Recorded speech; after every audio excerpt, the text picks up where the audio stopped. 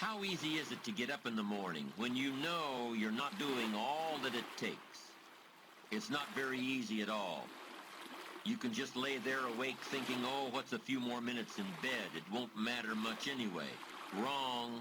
It does matter. It will matter.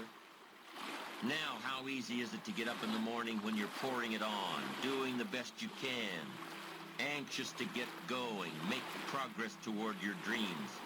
It's a whole different story. When you're resting to renew your reserves, it's much different than resting to avoid your day.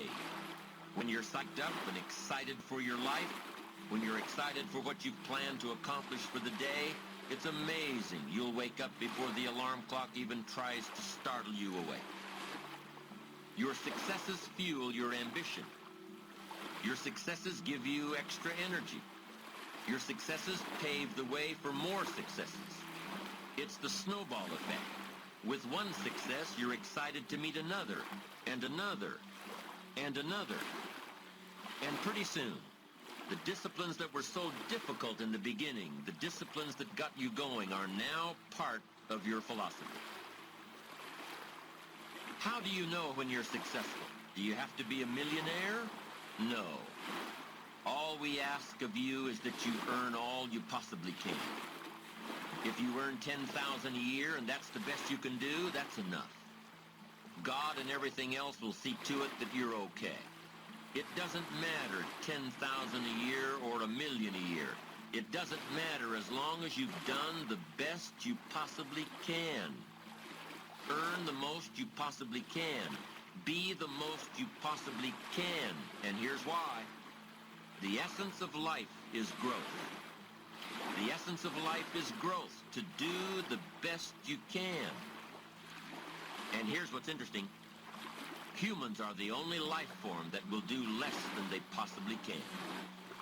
Humans are the only life form that will settle for less. Every other life form except human beings strive to its maximum capacity. How tall will a tree grow? Approximately. As tall as it possibly can. You never heard of a tree growing half as high as it could. No, trees don't grow half. Trees send their roots down as deep as possible, stretch their limbs up as high as possible, produce every leaf possible and every fruit possible. As a matter of fact, you never heard of a human physically growing half. We keep growing until we're done. Now that's a part of life we can't control. It's genetically coded. And that's probably why we keep growing till we're done. Because we can't control that part. It's the rest of our growing that we control. The growing of our minds, the expansion of our minds, that we can control.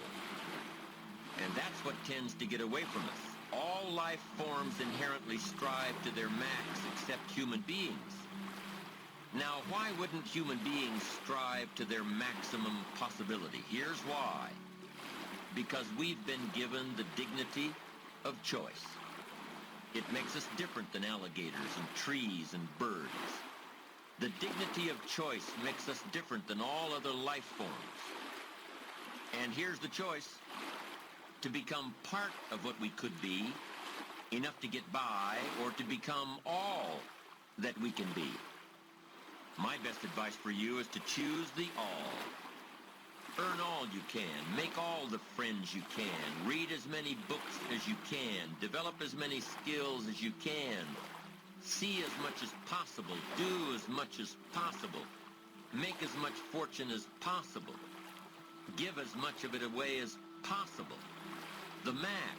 There's no life like it. I'm telling you, once I got on track, I've never looked back. Pick up the challenge. Go for it. Take the best of the two easies. Take the route of it's easy to get ahead. It's easy to do all you can. It's easy to succeed. It's easy to have financial freedom. The more you do, the more you get. So the two primary benefits of positive reinforcement are, number one, to build good habits, and number two, to create more energy to fuel your ambitions, your desires, your achievements. How can you isolate what's working for you and what isn't? How can you make sure that you are reinforcing your positive disciplines? Well, if it isn't apparent, easy to see right away, if what you're doing is happening in such small increments that you're not sure if you're on track, then you need to be writing it down. You need to keep a journal anyway. But if you really aren't sure that what you're doing is making measurable progress, you need to keep a written record. You need to write down everything that may be relevant in your day. What you did, who you saw, what you felt, how it may or may not affect you now and in the future. The best way to track your activities of the day is to write them down. The best way to track your activities of the week is to write them down.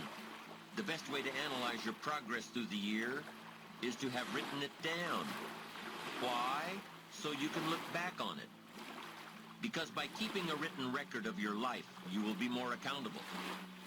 By putting into writing the action steps that you have planned, you will easily see what works and what doesn't. Most people just try to get through the day, never writing anything down, never keeping track of their progress along the way, never really knowing if they are doing all they can to reach their goals, to drive their ambition. But gifted people learn to get from the day. They don't let a day end without picking up some valuable experience, some emotional content, some idea that may positively affect their future. To get the most from a day, to learn the most from a day, you need to be able to reflect on the day. And how can you reflect on a day unless you record it in history?